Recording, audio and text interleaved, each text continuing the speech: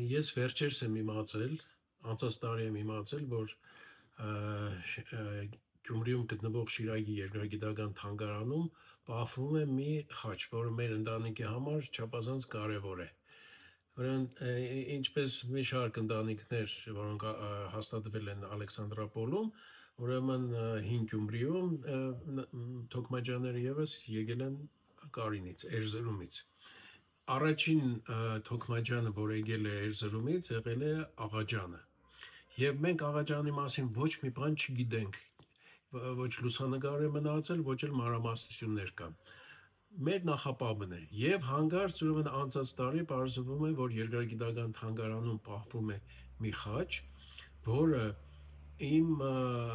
ուրեմն Աղաջանի թոր Հայկ Թոքմաջյանը 59 թվականին ուրեմն փոխանցել է թանգարանին եւ ասել է, որ այս խաչը իրենց նախապապ Աղաջանը Էրզրումից գալուց առաջ իրենց հետ վերցրել են Էրզրումից եւ բերել են փաստորեն ռուսական կողմ, սահմանը անցել են Արևելյան Հայաստան։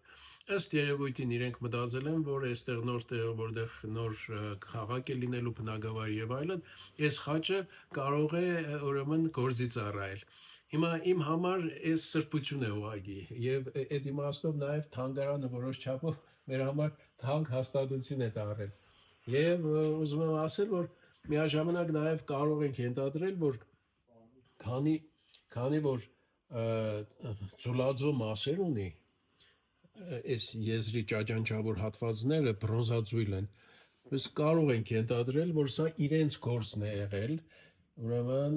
Էրզրումում ինչ որ մատուրի կամ ինչ որ կառույցի վրա գտնվող խաչ է եղել, որ գաղթի ժամանակ չեն ուզեցել թողնեն այնտեղ թրկական կողմը եւ ուրեմն բերել են